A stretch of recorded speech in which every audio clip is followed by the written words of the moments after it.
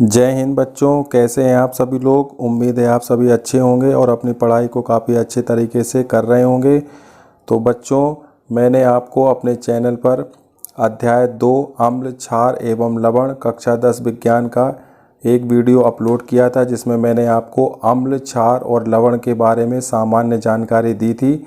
अगर आपने अभी तक उस वीडियो को नहीं देखा है तो चैनल को सब्सक्राइब कर लीजिए, लाइक कर लीजिए और आपको उस वीडियो को वो मिल जाएगा। वो वीडियो आप पूरा देखिए। अगर जिन बच्चों ने अगर उस वीडियो को नहीं देखा है तो आपको इस वीडियो में थोड़ी सी दिक्कत होगी, क्योंकि पहले आप उस वीडियो को देखिए, जिससे आपको ये वाली जो आप इस वीडियो को देखेंगे सेकंड पार्ट को, तो आपको बहुत सी चीज़ें आराम से समझ में आ जाएंगी।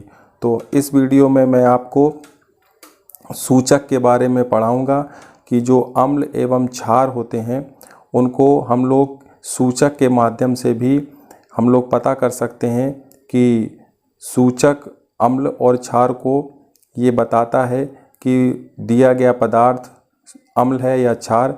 ये हम लोग सूचक के माध्यम से भी पता कर सकते हैं। तो आइए जानते हैं क्या होते हैं ये सूचक। तो अभी तक अगर आपने इस चैनल को सब्सक्राइब नहीं किया तो इस चैनल को सब्सक्राइब कर लीजिए, बेल आइकन को प्रेस कर लीजिए। तो बच्चों, पढ़ते हैं हम लोग कक्षा 10 विज्ञान के एक नए टॉपिक इंडिकेटर्स यानी सूचक के बारे में। तो देखते हैं ये क्या होते हैं। तो देखिए, आपके सामने एक परिभाषा लिखी हुई है कि ये किसी दिए गए विलयन में अम्ल या क्षार की उपस्थिति दर्शाते हैं। इनका रंग या गंध अम्लीय या क्षारीय माध्यम में बदल जाता है।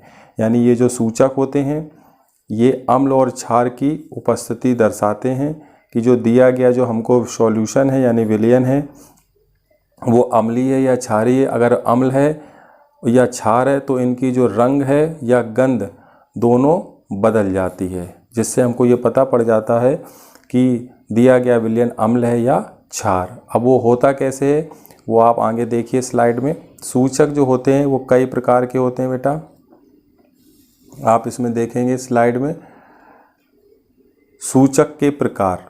इसमें आप देखें सूचक 3 प्रकार के होते हैं: प्राकृतिक सूचक, कृत्रिम सूचक, गंधीय सूचक। प्राकृतिक सूचक वे सूचक होते हैं जो प्रकृति में मुक्त अवस्था में पाए जाते हैं, यानी जो प्रकृति में पहले से मौजूद हैं, उनको हम लोग प्राकृतिक सूचक कहते हैं। कृत्रिम सूचक का मतलब जिनको मानव द्वारा बनाया गया है, यानी ये रासायनिक पदार्थ होते हैं। और जो प्राकृतिक सूचक होते हैं ये पौधों में पाए जाते हैं। इसके अलावा तीसरा प्रकार है गंधीय सूचक का। इन पदार्थों की गंध अम्लीय या क्षारीय माध्यम में बदल जाती है। तो इस प्रकार आपने देखे 3 प्रकार के सूचकों के बारे में।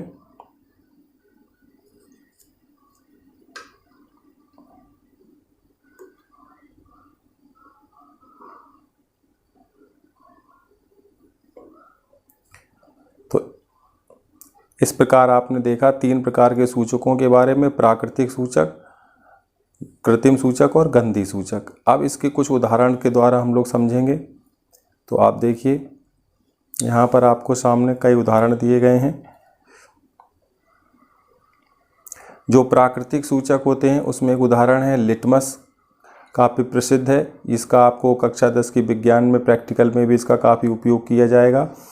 और लाल पत्ता गोभी जैसे आप देख पा रहे होंगे, हल्दी, इसके बाद हाइड्रेंजिया के फूल, ये आपको प्राकृतिक सूचक के कई उदाहरण हैं। इसमें अगर हाइड्रेंजिया के फूल आपके पास उपलब्ध नहीं है तो आपके पास गुड़हल का जो फूल होता है वो भी एक प्रकार का प्राकृतिक सूचक का इसलिए इस्तेमाल किया जाता है। इसके पश्चात कृत्रिम सूचक में आप देखेंगे मैथिल ऑरेंज और फिनोल्फथैलिन। और जो गंधीय सूचक हैं उसमें आप देखेंगे प्याज है, लौंग का तेल है, वेनिला है। तो इस प्रकार ये उदाहरण हो गए आपके प्राकृतिक सूचक के, कृत्रिम सूचक के, गंधीय सूचक के। अगर आपको विकल्प में प्रश्न आता है कि लिटमस एक प्रकार का प्राकृतिक सूचक है, सत्य या असत्य, तो आपको यहाँ पर देख लेना है सत्य है। इसी प्रकार आपको मैथिल ऑरेंज और फिनोल्फथैलिन ये 2 कृत्रिम सूचकों के उदाहरण हैं, ये आपको ध्यान रखना है। ये प्राकृतिक सूचक का, ये कृत्रिम सूचक का विकल्प में पूछ सकते हैं, तो आपको याद होना चाहिए। इसके पश्चात आप देखेंगे जब ये अम्ल और क्षार से क्रिया करते हैं तो उनके रंग और गंध में क्या परिवर्तन होता है, उसके लिए मैंने आपको एक तालिका बनाई है, आप उसको देखते जाइए। देखिए यहाँ पर लिखा हुआ है सूचक और यहाँ लिखा हुआ है रंग एवं गंध में परिवर्तन। एसिड के साथ यानी अम्ल के साथ रंग और गंध में क्या परिवर्तन होता है, और क्षार यानी बेस के साथ रंग और गंध में क्या परिवर्तन होता है। तो आप देखिए सर्वप्रथम लिटमस जब एसिड यानी अम्ल के साथ संपर्क में आता है तो उसका जो रंग है वो लाल हो जाता है, और जब क्षार के साथ संपर्क में आता है तो उसका रंग नीला हो जाता है। यानी लिटमस जो अम्ल होता है उसको साथ लाल हो जाता है और क्षार के साथ नीला हो जाता है। इसके पश्चात आप देखेंगे दूसरा, लाल पत्ता गोभी जब ये अम्ल के साथ संपर्क में आती है तो ये लाल हो जाती है, और जब ये क्षार के साथ संपर्क में आती है तो ये हरी हो जाती है। इसके पश्चात अगला आप देखेंगे हल्दी। तो हल्दी जब अम्ल के साथ क्रिया करती है तो इसमें कोई बदलाव नहीं होता, कोई परिवर्तन नहीं होता, लेकिन जैसे ही ये क्षार के साथ क्रिया करती है तो इसका रंग लाल हो जाता है। इसके पश्चात आप देखेंगे हाइड्रेंजिया के फूल का रस जो होता है वो जब अम्ल के साथ संपर्क में आता है तो वो नीला हो जाता है। अब जब वो क्षार के साथ संपर्क में आता है तो वो गुलाबी हो जाता है। तो ये हमको सूचना देता है कि अम्ल के साथ मैं नीला हो जाऊंगा और क्षार के साथ मैं गुलाबी हो जाऊंगा। तो ये इसके परिवर्तन से पता पड़ता है। इसके पश्चात आप देखेंगे जो कृत्रिम सूचक हैं, मेथिल ऑरेंज अम्ल के साथ लाल हो जाता है और क्षार के साथ पीला हो जाता है, ये कृत्रिम सूचक है। इसके पश्चात आप अगला देखेंगे फिनोल्फ्थेलिन, जो अम्ल के साथ ये रंगहीन होता है, कोई कलर नहीं देता, और क्षार के साथ ये गुलाबी कलर देता है। इसके पश्चात आप नेक्स्ट देखेंगे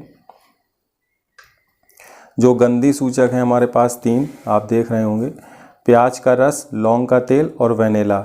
ये अम्ल के साथ क्रिया करने पर तीक्ष्ण गंध देते हैं। प्याज का रस तीक्ष्ण गंध देता है और क्षार के साथ कोई गंध नहीं देता। लौंग का तेल समान गंध देता है और बेस यानी क्षार के साथ कोई गंध नहीं देता। और वेनिला जो होता है वो भी अम्ल के साथ समान गंध देता है और क्षार के साथ कोई गंध नहीं देता। तो इस प्रकार से आपने देखा कि जो 3 प्रकार के सूचक हैं वो अलग अलग प्रकार से अपने रंग और गंध में परिवर्तन देते हैं, जिससे हमको ये पता पड़ जाता है कि दिया गया विलयन अम्ल है या क्षार। तो ये थी आपको जानकारी सूचक के बारे में। तो इसमें आपको ये पता पड़ा कि आप फिर से देखिए कि किसी दिए गए विलयन में अम्ल या क्षार की उपस्थिति दर्शाते हैं। रंग एवं गंध अम्लीय या क्षारीय माध्यम में बदल जाता है। जैसा आपने नीचे देखा, कहीं पर लाल हो जाता है, कहीं नीला, कहीं पीला, कहीं हरा, कहीं गुलाबी। तो इस प्रकार से ये आपको सूचक उपयोग में आते हैं, क्योंकि कुछ ऐसे अम्ल होते हैं खतरनाक जिनको हम लोग टेस्ट नहीं कर सकते जीभ के द्वारा। अगर उससे टेस्ट करते हैं तो कहीं ना कहीं वो उसमें हानि होती है और जान भी जा सकती है, इसीलिए इन सूचकों का इस्तेमाल किया जाता है। इसके पश्चात नेक्स्ट में आप देखेंगे, इसमें आपको मैं पढ़ाऊंगा धातुओं की अभिक्रिया अम्ल और क्षारों के साथ, यानी अम्ल और क्षारों के रासायनिक गुणों के बारे में हम लोग अब पढ़ेंगे। अम्ल और क्षारों के रासायनिक गुण क्या होते हैं। इसमें सर्वप्रथम आपको देखेंगे धातु की क्रिया हम लोग पढ़ेंगे, जो अम्लों के साथ धातुओं की क्रिया क्या होती है और क्षारकों के साथ धातुओं की क्रिया कैसे होती है। इसको बहुत ही सरल तरीके से समझने का प्रयास करेंगे। तो आप देखिए, जब अम्ल धातु से क्रिया करता है, जब कोई अम्ल धातु से क्रिया करता है तो लवण और हाइड्रोजन गैस बनाता है। क्या बनाता है बच्चों? जब कोई अम्ल धातु से क्रिया करता है, जब कोई अम्ल धातु से क्रिया करता है तो वो सदैव लवण और हाइड्रोजन गैस बनाता है। इसी प्रकार से जब कोई क्षार धातु से क्रिया करता है तो लवण और हाइड्रोजन गैस बनाता है। तो इसमें आपको याद रखने के लिए बहुत आसान है, चाहे अम्ल हो चाहे क्षार हो, जब वो धातु से क्रिया करेगा तो लवण और हाइड्रोजन ही बनेगा। क्या बनेगा बच्चों? लवण और हाइड्रोजन। अब इसको एक उदाहरण से आप समझ सकते हैं। देखिए बच्चों, इसके बाद मैं एक उदाहरण आपके सामने रख रहा हूँ कि यहाँ पर आप देख रहे होंगे HCl, ये एक अम्ल है, हाइड्रोक्लोरिक अम्ल, और जिंक एक धातु है। जब इन दोनों की आपस में क्रिया हुई तो क्या बना बच्चों? ZnCl2 प्लस H2, इसको कहते हैं जिंक क्लोराइड। ये एक लवण है और साथ में हाइड्रोजन गैस निकल रही है।